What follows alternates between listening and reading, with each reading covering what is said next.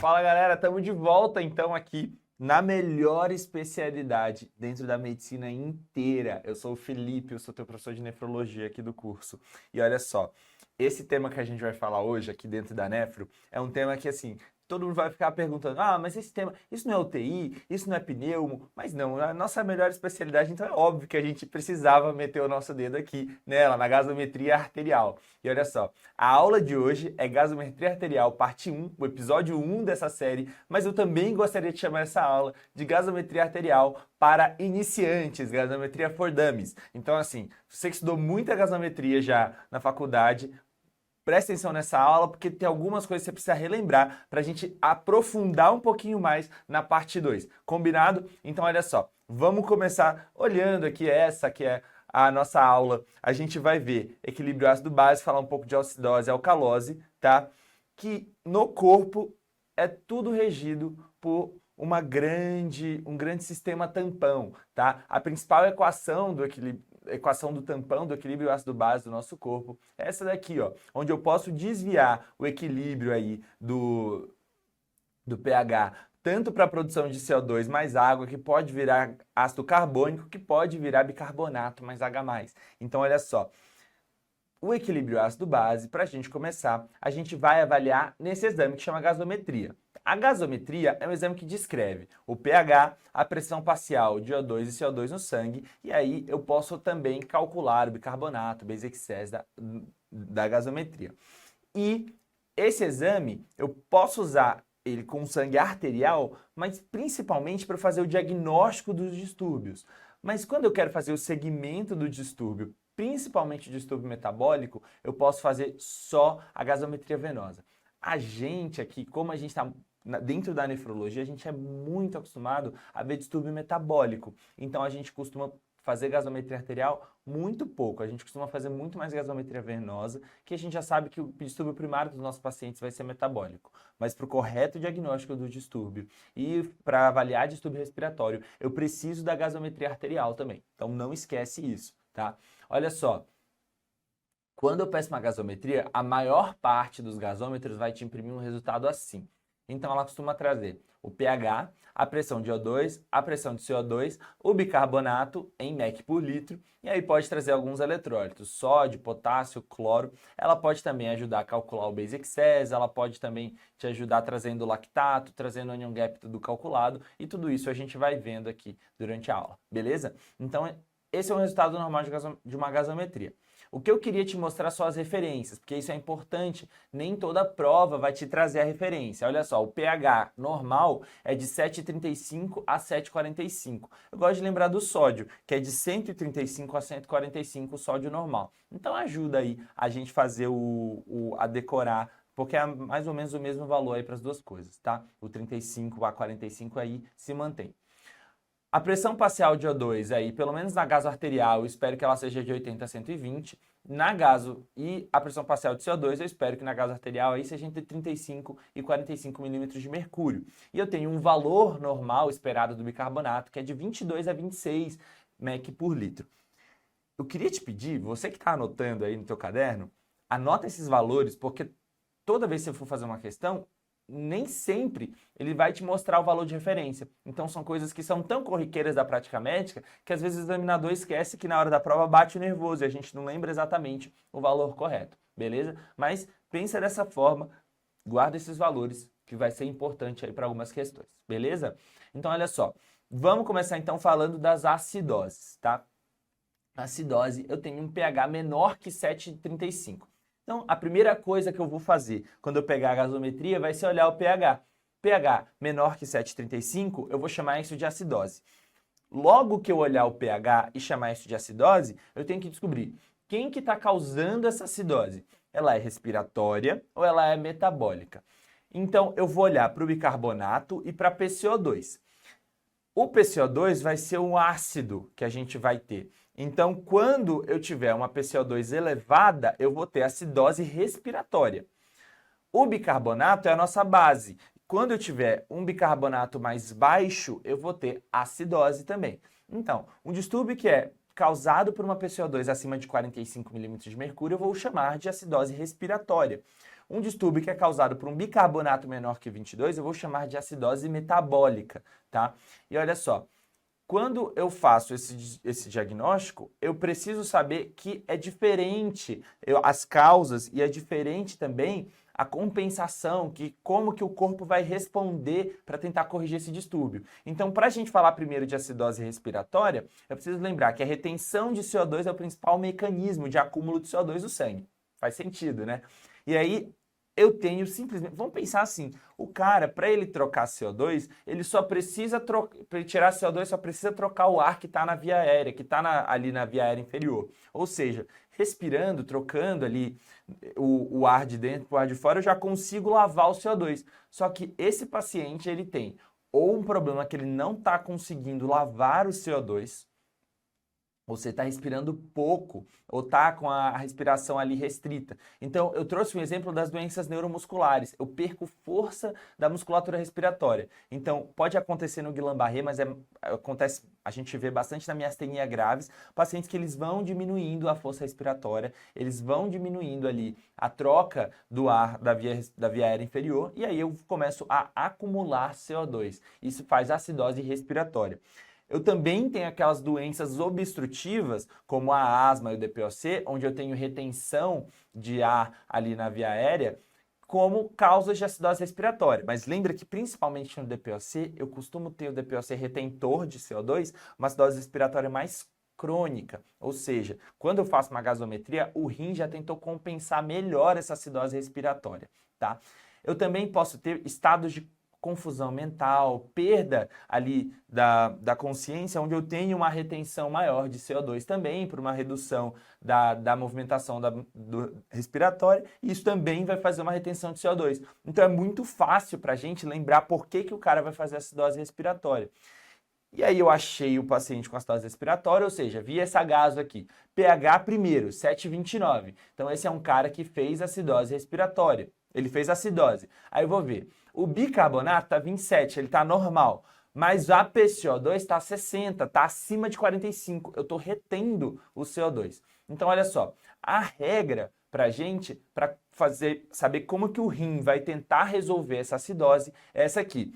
A cada 10 milímetros de mercúrio de PCO2 acima de 40, vamos dizer assim, eu tenho aí 1 mEq de bicarbonato a mais, tá? Então, se o paciente, por exemplo, ia ter um bicarbonato ali, a média de 24, 25, e aí eu tenho, aí, que é um bicarbonato normal, e aí eu tenho uma PCO2 de 60, então assim, eu subi 20 mililitros de mercúrio de pressão parcial de CO2 na gaso. E aí, quando eu vou ver que para cada 10 mililitros de mercúrio, eu aumento 1 de bicarbonato. Então, o bicarbonato foi para 26, 27. Então, parece que está bem ok essa compensação renal. Essa compensação da acidose respiratória mais aguda. O rim ele só consegue reter 1 mEq de bicarbonato para cada 10 milímetros de mercúrio de CO2. É uma compensação bem meia boca, tanto que o pH não conseguiu normalizar. Tá vendo ali que está 7,29. Agora, se é uma acidose mais crônica, como no paciente com DPOC, para cada 10 minutos de mercúrio, o rim aí consegue dobrar a compensação. Ele consegue aí reter até 2 mEq de bicarbonato para cada 10 mililitros de CO2, beleza? Então é assim que eu faço compensação de acidose respiratória. Tem que saber, mas ela de longe não é tão comum quanto a gente pegar na vida e nas questões da acidose metabólica, tá? E a acidose metabólica, ela pode ser causada tanto por perda de bicarbonato, quanto por retenção de ácido, como por isso no próprio sistema tampão endógeno, mas eu também posso ter a presença de um ácido de fora para ter uma... para tá diminuindo o pH. E aí, esse ácido de fora nem sempre eu vou conseguir dosar. E aí, para fazer, já me ajudar, quando eu falo de acidose metabólica, eu já preciso pensar qual é a causa dessa acidose metabólica. Eu estou perdendo bicarbonato, eu estou retendo ácido, eu estou tendo muita bactéria, eu estou tendo muita substância ácida que está fazendo isso, por exemplo, num choque séptico, fazendo produção de lactato, e isso está diminuindo o pH sérico. Cara, não tem como saber. Eu preciso calcular o anion gap. O anion gap, eu te explico o que é, caso você não tenha entendido até hoje. Porque olha só, Para eu manter a eletroneutralidade do sangue, nosso sangue ele não tem carga. Ele tem que ter a quantidade de cargas positivas iguais às de cargas negativas. E aí, o anion gap ele vai ser todas as cargas positivas somado, ou seja, e ele tem que se igualar a todas as cargas negativas, ou seja, subtrair essas cargas. Então aqui, ó, eu tenho uma coluna do sódio e eu tenho uma coluna aqui dos positivos que eu vou contar como se fosse o sódio. E eu tenho uma coluna dos negativos que aí eu vou dosar o cloro e vou dosar o bicarbonato. Só que no sangue eu tenho uma série de ânions, ou seja, de cargas negativas, que eu não consigo dosar. Então, quando eu fizer esse cálculo do sódio menos o cloro menos o bicarbonato, vai sobrar uma quantidade de ânions. E esse é o anion gap que está faltando ali. Um anion gap normal é em torno de 12, tá? E aí eu preciso interpretar esse anion gap também. Então, quando a gente vai ver uma acidose metabólica, eu tenho que pensar no anion gap e eu também tenho que pensar na compensação dessa acidose. Olha só, aqui eu tenho o mesmo pH, 7,29, mas dessa vez eu tenho um bicarbonato de 18. Então, bicarbonato abaixo de 22, acidose metabólica. E para fazer a compensação, o quanto o corpo vai tentar fazer a compensação respiratória dessa acidose, eu tenho que ver qual é a PCO2 esperada para o meu paciente. Olha só, a PCO2 esperada na acidose metabólica, eu vou pegar o bicarbonato dele, vou multiplicar por 1,5 e eu vou somar 8. Isso vai dar... Aqui, eu pego o bicarbonato de 18, vou multiplicar por 1,5. Então, isso aqui vai dar em torno de 27 e eu vou somar 27 mais 8. Então, 27 mais 8 dá 35. Desse 35, eu posso fazer mais 2 ou menos 2. Isso aqui chama fórmula de Winter, tá? Então, olha só. Quando eu fiz mais 2 ou menos 35 mais 2 dá 37, 35 menos 2 dá 33. Então, a PCO2 esperada para esse paciente é de 33 a 37. Nesse paciente, a PCO2 está de 34. Então, olha só, eu tenho um paciente que tem uma acidose metabólica que não tem, que a compensação respiratória é adequada, ele não tem distúrbio respiratório junto. Porque como que funciona, Felipe? Se eu faço o cálculo da PCO2 esperada, eu vejo qual é a PCO2 esperada desse paciente, só que a dele está abaixo, então, por exemplo, se aqui a PCO2 do paciente está 30 e o esperado é a pelo menos 33, ou seja, está mais baixo do que o esperado. Se o PCO2 está mais baixo que o esperado, é porque eu tenho uma alcalose respiratória junto com uma acidose metabólica. E do outro lado, se eu tenho uma PCO2 maior que o esperado, ou seja, a esperada aqui é de 33 a 37, a desse paciente deu 40 de PCO2, então ele tem uma acidose mista, porque junto com a acidose metabólica, ele também tem uma acidose respiratória. Essa é a importância de calcular a compensação nos distúrbios, tá? E aí a gente cai numa questão clássica. Qual distúrbio que tem nessa gase? E a maior parte das questões é assim, é muito simples. Olha só, homem de 38 anos, vítima de um acidente automobilístico, é levado ao setor de emergência. A gase arterial, um pH de 7,25 com PCO2 de 50 e um bicarbonato de 16, um base excess de menos 6. Então, a hipótese diagnóstica mais provável para o desequilíbrio é... Ele só quer saber qual é o distúrbio ácido básico, questão fácil. Olha só. Então, a PCO2 desse paciente, ela é menor que 7,35, então ele tem uma acidose, tá? A única questão que traz alcalose, a opção que traz alcalose é a letra D. Agora, só preciso saber se é uma acidose respiratória, metabólica ou mista. Então, eu vou começar aqui pelo bicarbonato, já que está abaixo de 22, então ela pelo menos metabólica já é. Bicarbonato 16 vezes 1,5, eu vou ter um bicarbonato, eu vou ter 24 e eu vou somar 8, então isso vai dar 32. E aí lembra que eu tenho aquela margem de erro, mais 2 ou menos 2, 30 a 34. Tá seguindo o cálculo junto comigo? Então esse paciente devia ter uma PCO2 de no máximo 34, mas a dele está 50. Então esse paciente tem uma PCO2 muito acima do esperado. Então, além da acidose metabólica, ele também tem uma acidose respiratória. E aí, Felipe, letra B ou letra C? Nenhuma das duas, rapaz. Letra A, acidose mista, tá bom? fácil. Todas as questões de acidose das provas têm sido mais ou menos assim. Então, não vai te dar tanto trabalho, mas é preciso um pouquinho de atenção, porque às vezes é bom a gente só registrar o nosso cálculo para a gente não se perder no raciocínio, não tentar fazer de cabeça.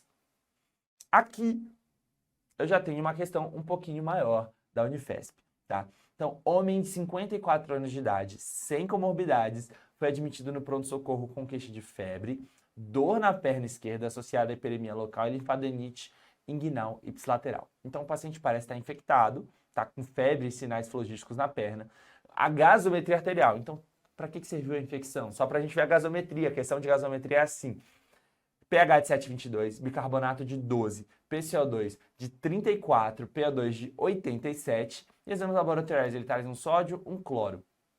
Caramba, Felipe, ele trouxe sódio, cloro e bicarbonato. Será que ele quer que eu calcule o onion gap? Olha, provavelmente ele quer que você calcule o onion gap, mas não fica com medo, é um cálculo que é bem tranquilo de fazer. Mas olha só, o que ele quer na questão?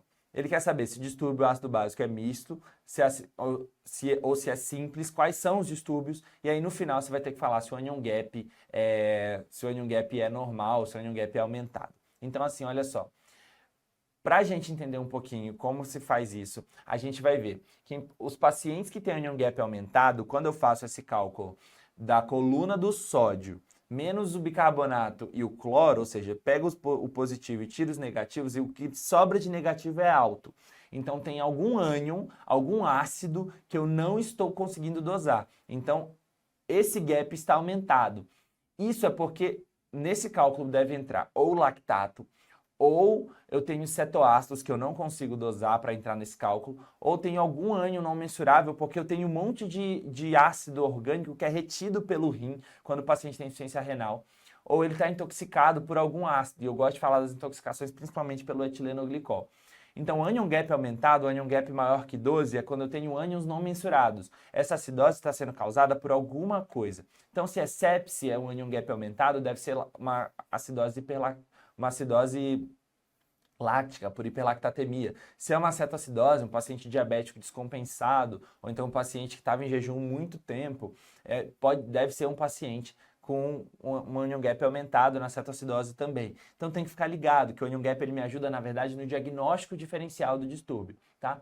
Por outro lado, eu tenho os pacientes que têm onion gap normal, esse onion gap é menor que 12. Então, ou ele costuma estar tendo, eu gosto de pensar no onion gap normal, como um paciente que o distúrbio ácido básico dele é culpa dele mesmo, não tem nada novo ali. Mas ele está perdendo bicarbonato, ele está retendo H+ de algum lado. Tá? E isso pode acontecer, por exemplo, paciente com diarreia, que está fazendo uma diarreia com perda de bicarbonato, paciente que eu estou dando muito soro fisiológico, então um paciente que está aqui aumentando o cloro e eu acabo diminuindo o bicarbonato para manter a eletroneutralidade do sangue. E também eu posso ter um paciente com acidose tubular renal, ou seja, ele pode perder bicarbonato ou começar a reter H+ pelo rim. E aí, essas causas, eu tenho o próprio balanço endógeno ali, eu costumo ter, o bicarbonato cai, eu costumo já aumentar o cloro. Então, são causas de acidose hiperclorêmica. Então, para compensar a diminuição do bicarbonato, eu tenho aqui eu tenho um anion gap que se mantém reduzido e um cloro que aumenta. Tá? Então, nesses casos aqui, eu tenho causas totalmente diferentes das acidoses com anion gap aumentado. Tá? E aí, quando eu volto para aquela nossa questão, olha só.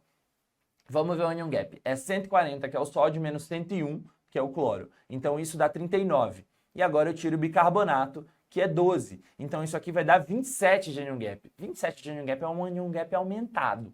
Então, eu já posso procurar qual das questões, qual das opções tem onion gap aumentado. Mas já vamos treinar, vamos ver também qual é essa acidose aí, ó.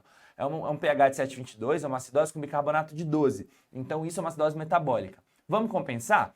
12 vezes 1,5 vai dar, eu gosto sempre de pensar, 12 mais 6, que vai dar 18, mais 8 vai dar 26. E aí eu posso fazer mais 2 menos 2, que é a nossa margem de erro ali, porque todo mundo tem o direito de errar um pouquinho. Então vai de 24 a 28, que é a PCO2 esperada desse paciente. O nosso tem 34 de PCO2. Então a PCO2 dele é mais alta que o esperado. Então olha só, vamos procurar uma resposta que diga que ele tem uma acidose mista e tem um anion gap aumentado. Então, letra A, distúrbio ácido básico misto, certo? Acidose respiratória e alcalose metabólica. Não, tá errado. E sim alteração de onion gap.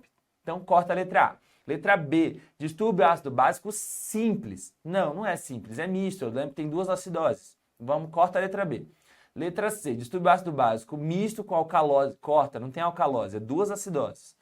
Letra D, distúrbio ácido básico simples, corta a letra D. Também não é simples, a gente viu que é uma acidose metabólica e uma acidose respiratória. Sobrou a letra E, então. Distúrbio ácido básico misto, ok. Acidose metabólica com anion gap aumentado, sucesso. E resposta compensatória inadequada, perfeito. Porque a PCO2 está mais alta do que a esperada. Então, a compensação não foi adequada. Esse paciente ele tem um distúrbio misto. Então, a letra E, a resposta perfeita para essa questão, que é bonitinha, né? A gente faz os cálculos ali, é bem tranquilo, dá para fazer de cabeça, viu que eu fiz contigo? E aí a gente chega na resposta que é na letra E, beleza? Então, é isso que a gente precisava saber. E agora, a gente já pode ver uma outra questão que a gente vai dar o FRJ, olha só. Pode-se afirmar que são causas de acidose metabólica com anion gap aumentado. Questãozinha conceitual. Então, vamos... Letra A. Cetoacidose alcoólica, então cetoácido. Então, anion gap aumentado, tem que pensar em ácido, ânion novo. A cetoacidose tem cetoácido, que eu não estou dosando na fórmula do anion gap. Então, sim, pode ser. Acidose dilucional, ou seja, é a acidose hiperclorêmica, que eu dei muito soro fisiológico? Não. Então, essa é de anion gap normal, porque o cloro sobe. Ureterosigmoidostomia, que é quando eu começo, às vezes, a perder bicarbonato, porque eu estou lavando muito rápido, aí está caindo urina dentro do trato gastrointestinal e ele costuma lavar o bicarbonato ali e puxar o bicarbonato do intestino. Isso também é uma perda de bicarbonato, é uma causa de acidose com anion gap normal. Então, letra A não é, já corta. Corta, corta. Letra B, intoxicação por etileno glicol. Perfeito, porque é uma intoxicação por um álcool, que é um ácido que não está sendo dosado na fórmula do anion gap, que é o sódio menos o cloro menos o bicarbonato. Então, essa está correta. Acidose dilucional já falamos que não é. E diarreia por ostomia também é perda de bicarbonato. Então, esses pacientes eles vão fazer a acidose de anion gap normal, que são acidoses hiperclorêmicas. Letra C, intoxicação por metanol. Perfeito. Hiperingesta de aminoácidos e acidose tubular renal. Então, os aminoácidos, eu posso ter eu tenho um ácido novo que eu não estou dosando. A intoxicação por metanol também é um ácido novo, mas a acidose tubular renal é por perda de bicarbonato ou retenção de ácidos, e essa acidose também vai ser hiperclorêmica. Não tem um ácido novo aqui no corpo. Tá? Então sobrou pra gente a letra D. É uma cetoacidose diabética com cetoácido. Intoxicação por salicilato, que é o ácido, pode ser o ácido salicílico, o ácido acetilsalicílico, que é um ácido novo, ou uma acidose láctica, que o lactato é o ácido novo, que está aumentando o anion gap. Então o segredo do anion gap é eu sempre pensar qual é o ácido que está aumentando o anion gap. Tá? E aqui a resposta correta, sobrou pra gente a letra D. Questão tranquila também, que dá pra gente fazer tranquilamente. Vamos para a alcalose, então. A alcalose é mais rápido, é mais simples, não cai tanto em prova quanto a acidose, mas saber que tem alcalose, saber as causas é muito importante. Então vamos lá. Primeiro, o pH, óbvio que na alcalose, então o pH, se na acidose era menor que 7,35, na alcalose vai ser maior que 7,45. E aí eu vou de novo checar o CO2 e o bicarbonato na gaso. Mas aqui, raciocínio, então vai o inverso. Se o PCO2 está abaixo do esperado, se o CO2 é o nosso ácido, então se tem pouco ácido, eu vou ter uma alcalose respiratória.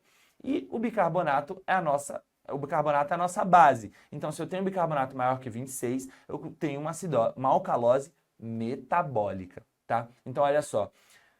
Os distúrbios são fáceis da gente identificar o distúrbio primário, mas aí eu sempre preciso ver os distúrbios em si e as compensações deles. Então vamos começar pela alcalose respiratória, porque lá na acidose respiratória, quando a gente estava vendo que quando eu respiro pouco, estou retendo o CO2, eu estou com um distúrbio obstrutivo, aqui é o contrário também. É quando eu estou lavando muito CO2, o CO2 está indo embora muito rápido. Isso acontece em pacientes que estão hiperventilando, paciente ansioso, começa a fazer aquela taquipneia, ou ele está com dor ou até no paciente que está lá, ó, tá na mão, tá entubado, mas aí o ventilador, eu estou aumentando muito a frequência respiratória, ou então eu estou aumentando muito o volume corrente, está lavando muito CO2. Esses pacientes, eles podem fazer uma alcalose respiratória.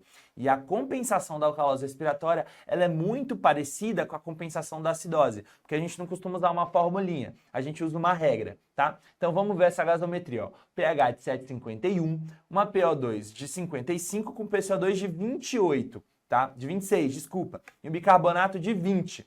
Então vamos fazer. O que está alto aí?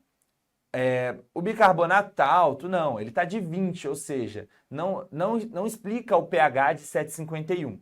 Mas a PCO2 de 26 explica um pH mais alto, de 7,51. Então a gente vai dizer que essa é uma alcalose respiratória.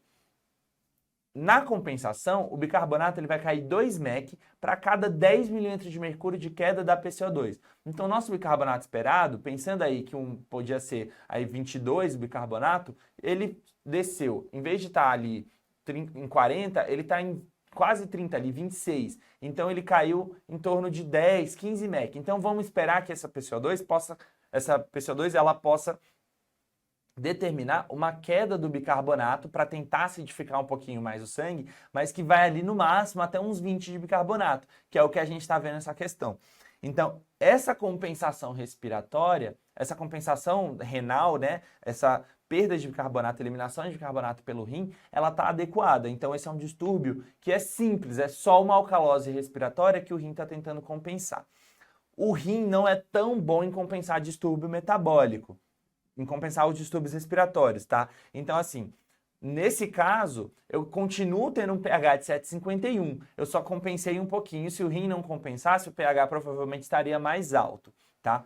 E quando é uma alcalose respiratória mais crônica, um paciente que eu posso ter uma compensação que é até o dobro da que a gente está vendo aí. Em vez da gente lavar 2 mEq de bicarbonato, eu posso lavar até 4 para os pacientes que têm alcalose respiratória mais prolongada, beleza?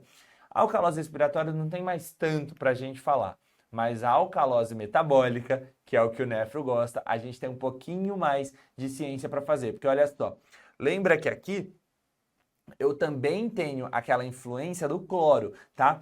Mas na alcalose metabólica, enquanto lá na acidose, quando eu ganho cloro, eu tenho que diminuir o bicarbonato para manter a eletroneutralidade do sangue, e aí eu começo a fazer acidose hiperclorêmica, aqui o raciocínio inverso é válido, porque quando eu diminuo o cloro, o bicarbonato tem que aumentar para aumentar a eletroneutralidade do sangue. Então, assim, eu vou ter ou um acúmulo próprio de bicarbonato ou uma perda do cloro. E aí, essa perda de cloro vai levar a um aumento do bicarbonato, tá?